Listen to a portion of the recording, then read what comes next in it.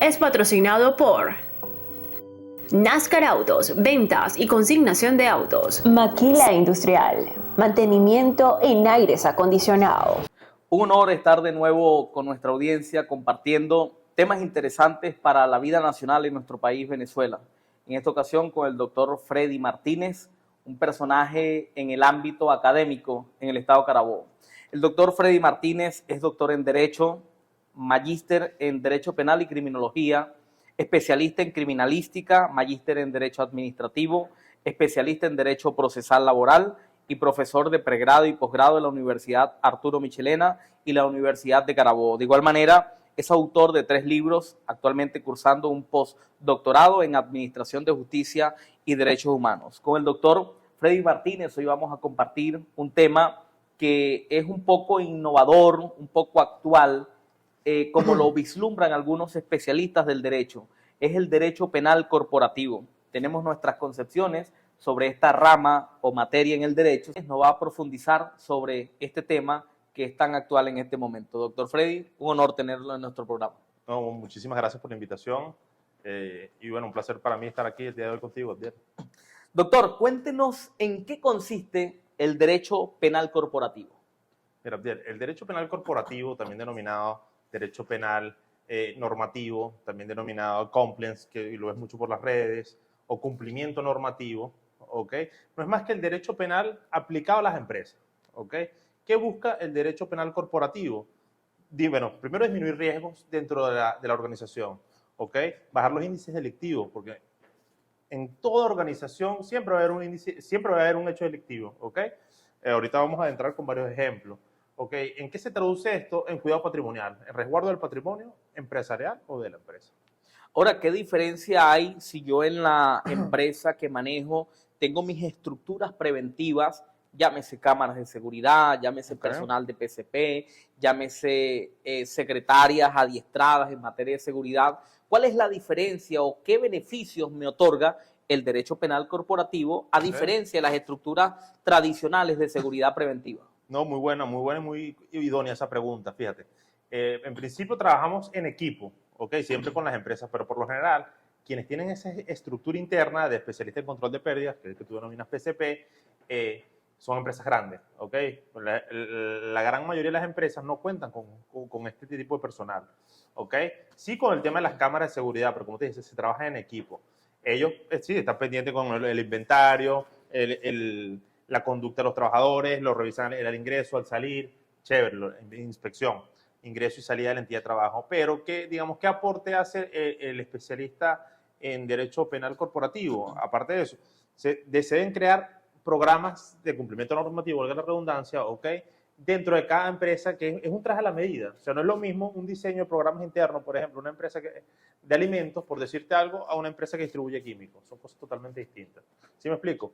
Entonces, esa función, por ejemplo, de la creación de procedimientos, lineamientos internos, de sanciones, eso ellos no van a tener, digamos, la capacidad, si se quiere, porque no es su área, no es su especialidad, sí la de nosotros los abogados. ¿Sí me explico? Correcto. Lo tradicional es que si yo tengo una situación de índole penal, algunos actos delictivos en mi empresa, yo contacte, bien sea un abogado penalista o algún órgano de seguridad que haga un procedimiento en contra de la persona que presumo participó en alguna actividad delictiva en mi empresa. Pero ahora quisiera que como dueño de empresa me ejemplificaras qué es lo que resalta del derecho penal corporativo y qué ventajas tendría yo en comparación a la tradicional seguridad que se maneja en este país. Perfecto. Muy buena y muy puntual esa pregunta. Ciertamente, cuando llamas precisamente a un abogado, digamos, que no trabaja la parte penal corporativo, es porque ya ocurrió el hecho delictivo, ¿sí? O sea, ya se ejecutó el delito o incluso está ahí la empresa inmersa, sin querer, si se quiere, en un hecho delictivo. Te pongo un ejemplo. Un mayor ferretero, muchos empresarios son así, cónchale, que no tenemos la guía de movilización de las cabillas. No, hombre, dale, no le pares. Si te llegan a parar en el transcurrir, en la ruta, y no tienes esa guía de movilización, bueno, estás en curso de un tipo penal grave, dicho sea de paso. Te voy a poner otro ejemplo, en materia de distribución de químicos. Si si tuviste la licencia, llámese el reskin o el RASDA según sea el caso, y te agarran con ese permiso circulando, igual estás en un curso de un tipo penal de conformidad con la ley orgánica de drogas. Entonces, para eso, digamos, el abogado especialista o penal en corporativo siempre está allí contigo asesorándote y diciendo, mira, hay que hacer esta renovación, mira, no puedes, sino le explicas las consecuencias jurídicas. ¿Me entiendes? Es lo que se busca, es prevenir. ¿Sí me explico? Que al final del día te va a salir más barato que si no haces o no tienes esa prevención. Ahora, ¿qué estadística manejas de empresas que hayan incorporado este sistema denominado compliance corporativo en derecho penal en sus estructuras de seguridad? Mira, de estadística no te podría, o sea, no te podría decir. Lo que sí te puedo hablar, de numeritos, de mi experiencia. Por ejemplo, una empresa que yo ingresé hace bastantes años, ellos tenían faltantes, bueno, de miles de dólares mensual, de mercancía. Yo ingresé, bueno, hace una cantidad de años. Se implementaron unos planes internos, unas políticas allí acertadas. Te estoy hablando de miles de dólares altos, mensual. A la fecha de faltante, ¿cuánto pueden tener? Si hay un faltante de $200 mensual, te estoy hablando de una empresa grande a nivel nacional. Es mucho. O sea, le economizó a la empresa N cantidad. Por ponerte un ejemplo palpable. O sea que sí es precisable el hecho de los montos en el inventario que se pierden en una empresa a la hora de implementar el derecho penal corporativo. No, por supuesto, como te digo, si tienen, digamos, la estructura con los amigos del PCP, uno se apoya en ellos por ese trabajo, digamos, de hormiguita, si se quiere, en el sentido, mira, haz una toma física, cuánto hay en el libro de compras, cuánto está en físico, cuánto tiene el sistema, cuánto está en físico, y ahí vamos partiendo. Hacer el análisis de cámara, de las cámaras de seguridad o circuitos cerrados de televisión, que eso lleva tiempo, pues, ¿me entiendes? O sea que es un compendio de elementos claro que, sí. que engloba esta aplicación del sistema del derecho penal corporativo. Claro. ¿Por qué? Porque no solo hablaríamos de la detención del hecho flagrante o no de la comisión de un delito, sino también de prevención y de examinar en materia contable, en materia de inventario y en todos los elementos que conforman una empresa. Por supuesto, pues es que como te dije, al final del día se traduce en cuidado patrimonial, en resguardo del patrimonio de la empresa y tranquilidad, ¿me entiendes? Porque en teoría, si tienes una buena asesoría penal corporativa, en teoría no deberías tener ningún tipo de problema de naturaleza penal, Siempre es importante prestar un servicio corporativo general, que bueno, el cual nosotros prestamos, que es el derecho corporativo, que llaman por ahí.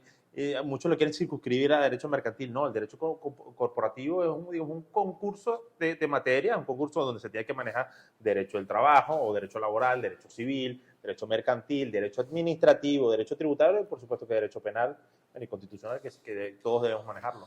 Aproximadamente, ¿en cuánto están los honorarios que debe pagar una empresa para incorporar este sistema a su seguridad y a su prevención? Varía, eso como te digo, eso varía el tipo de servicio que ellos prestan, la cantidad de trabajadores, cantidad de sucursales, eso varía. Si un número sería...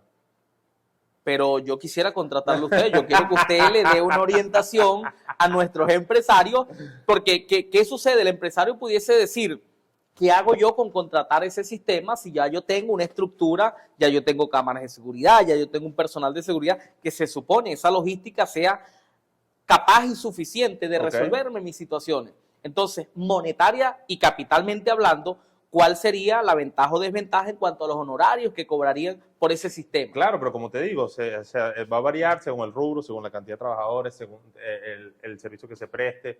Hay muchos factores que influyen, ¿me entiendes? Yo noto que es bastante costoso el tema porque usted no quiere mencionar. Como dicen por ahí, lo más caro que te puede salir es no tener al abogado, tener un mal abogado. Eso es lo más caro que te puede salir. Esa es la mejor respuesta que acaba de dar para disfrazar un poco, no dar el monto de los honorarios que costaría el sistema compliance en derecho corporativo en la implementación. Ahora bien, yo como empresa implementé el sistema corporativo de derecho penal corporativo y siento que no me está generando la repercusión que yo esperaba porque no noto que haya algún procedimiento. Lejos de sentirme que no está funcionando debería sentirme contento más bien entonces, porque Eso es está funcionando y correcto. no se dan los hechos delictivos. Exactamente, precisamente debes estar contento porque está funcionando, porque de no estar funcionando, o bien habrían muchos hechos delictivos, o algunos hechos delictivos, o pérdida patrimonial, pérdida a final de mes, pérdida de materia prima, pérdida de mercancía, según sea el caso. Interesante el tema del derecho penal corporativo. Por supuesto, es un tema que hay un tanto de avance en nuestro país que actualmente se está poniendo en práctica, sobre todo a nivel empresarial. Pero quisiéramos, doctor, también, aunado a este tema, hablar sobre un tema que es importantísimo, sobre todo en nuestro sistema penal acusatorio en Venezuela. ¿Cuál es el papel que juega la víctima en el proceso penal venezolano? Miran, o pueden estar íntimamente ligados en el sentido de, por ejemplo, una empresa compró una mercancía, por ponerte un ejemplo, ¿ok? Uno de los trabajadores, un usuario, hurtó algo, un objeto mueble, parte de esa mercancía. Fíjate, ahí la empresa pasa a ser víctima, ¿ok? Como persona jurídica. Bien. ¿Cuál es el papel? Me pregunta. De la víctima en el proceso penal venezolano. Fíjate, bueno, vamos a suponer que lo agarran en flagrancia, ¿no? O sea, para la audiencia entiendo que aquí hay abogados y por supuesto oyentes que no son abogados o profesionales del derecho. Cuando se habla de flagrancia es cuando o se tiene como delito en flagrante cuando se está cometiendo el hecho o a poco tiempo de, ¿ok? Vamos a suponer que lo agarran en la salida, ¿ok? Mira, te visualizamos por cámara que escondiste un atún dentro de tu blazer, por decir, una lata de atún, por dar algún ejemplo, ¿ok? Ahí se puede practicar una flagrancia por un tema de hurto, chévere. Bueno, esa persona es presentada entre las 48 horas siguientes, chéverísimo. ¿Qué puede hacer la empresa? Bueno, puede hacerse parte, por supuesto, del proceso penal. La víctima es parte del proceso penal de la misma manera que el imputado. Casualmente, estoy de una conferencia sobre el tema de la participación de la víctima del proceso penal venezolano, el cual es de suma importancia. Es de suma importancia, forma parte de los principios. Incluso dentro de los principios del proceso penal, o los objetivos, mejor dicho, del proceso penal está la protección a la víctima y la reparación del daño. ¿Ok? ¿Qué puede hacer ella? Ser parte, participar activamente, es decir, mandar a su abogado, especialista en derecho penal, en este caso corporativo, ¿ok?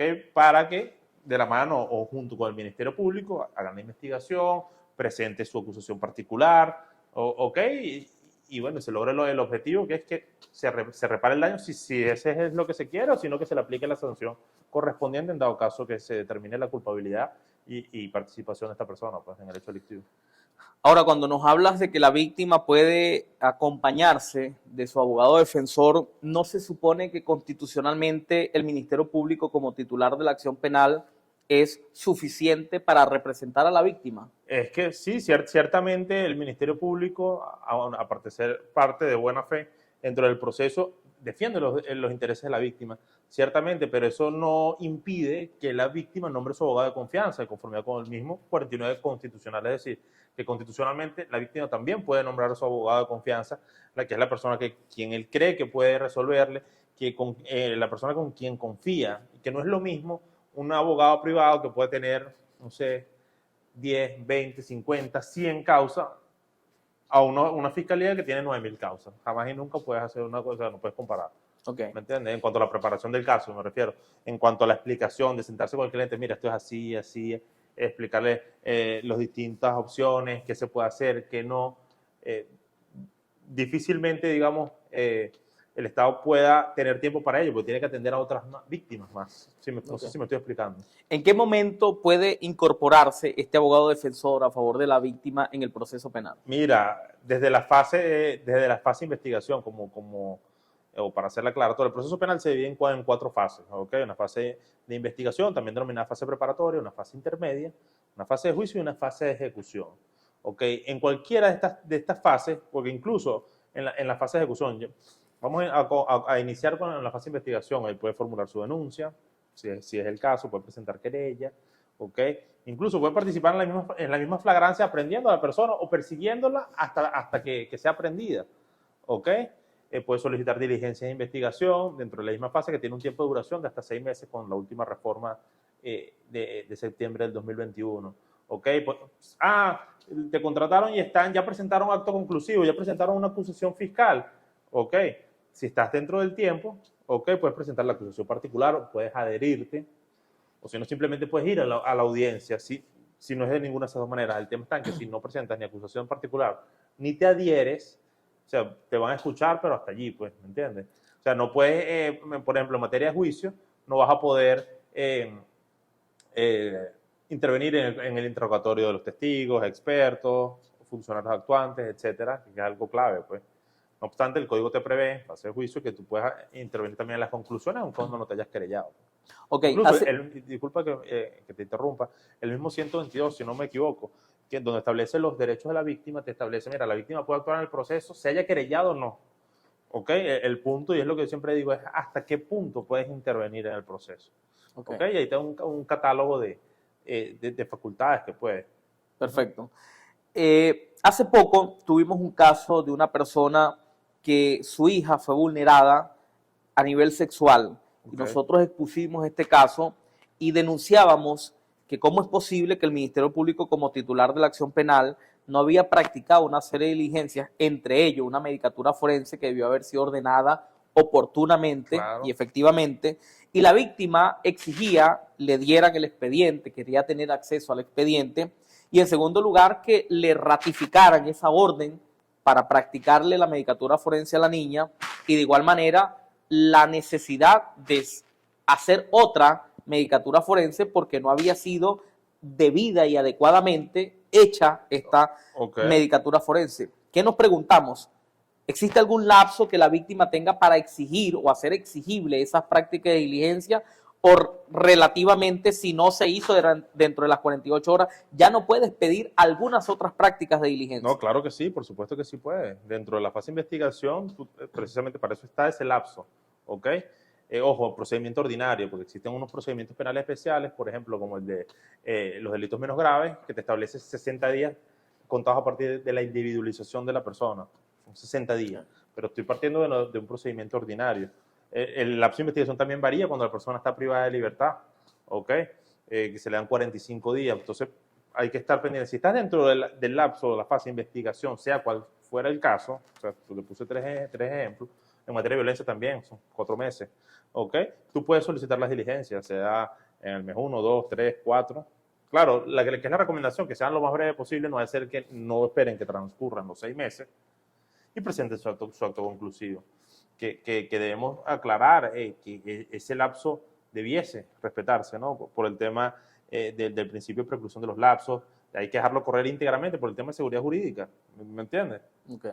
Ahora bien, tomando en cuenta eso, ¿en qué momento puede la víctima, si existe la figura, desistir del proceso en caso de que se sienta que ya fueron resarcidos sus derechos? ¿Existe esta figura en la legislación venezolana?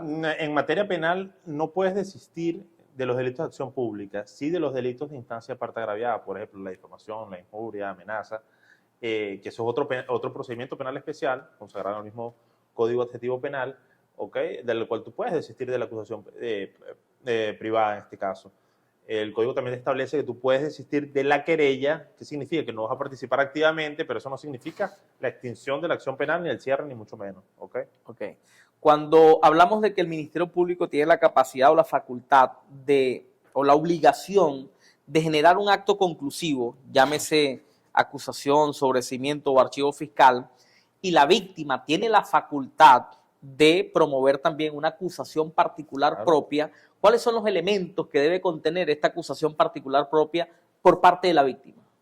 Ok, el código te indica que los requisitos de forma que deben contener son básicamente los mismos requisitos que se le exige al fiscal del Ministerio Público, que están consagrados en el artículo 308 del Código Orgánico Procesal Penal. Ok, la víctima es influyente en el proceso penal. Por supuesto. Pero es determinante lo que diga o deje de decir. Ejemplo, normalmente la gente dice en las audiencias preliminares que no se materializó porque no fue la víctima. ¿Es necesario la presencia de la víctima en la audiencia preliminar?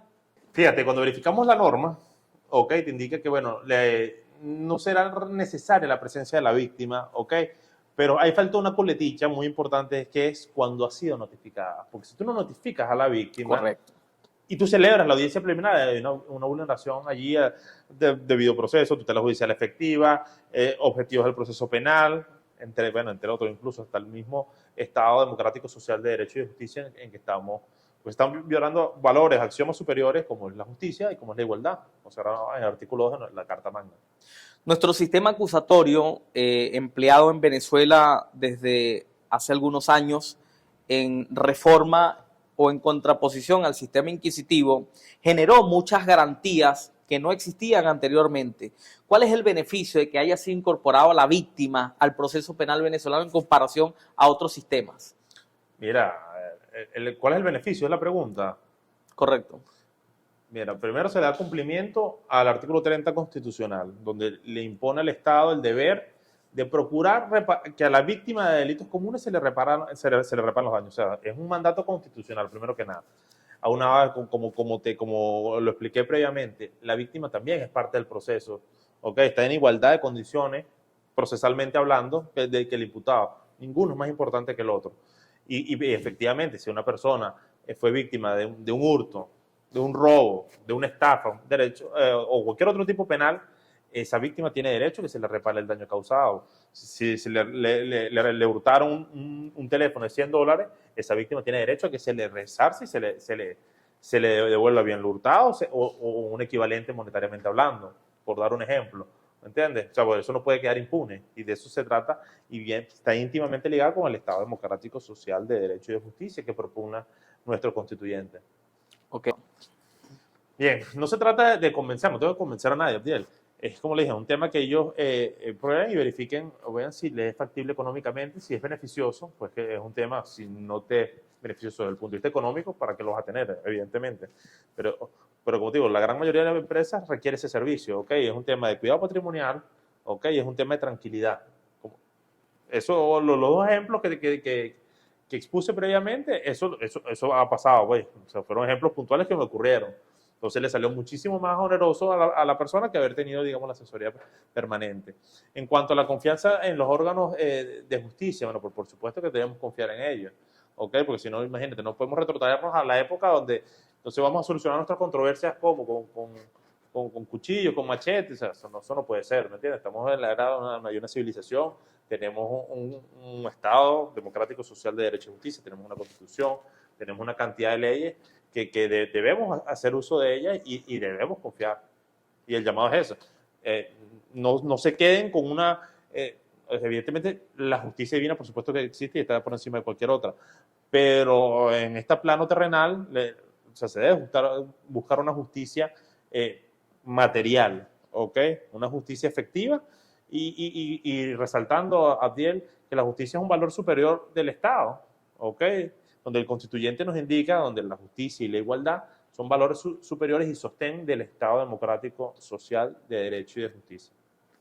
Es correcto, efectivamente el derecho ha evolucionado y el derecho como hecho social merece ser incorporados todos estos instrumentos para adecuar en materia corporativa la prevención y la seguridad del patrimonio. Y por otra parte, la víctima está garantizada en la totalidad. Están garantizados sus derechos, sobre todo en una ley denominada Ley de Protección a la Víctima, Testigos y demás sujetos procesales. Es decir, que la víctima en el proceso penal venezolano están resguardados todos sus derechos y vale la pena intentar acciones y que sea el Estado venezolano quien los garantice. Este fue su programa El Abogado del Diablo, en esta ocasión con el doctor Freddy Martínez. Un placer, nos vemos pronto.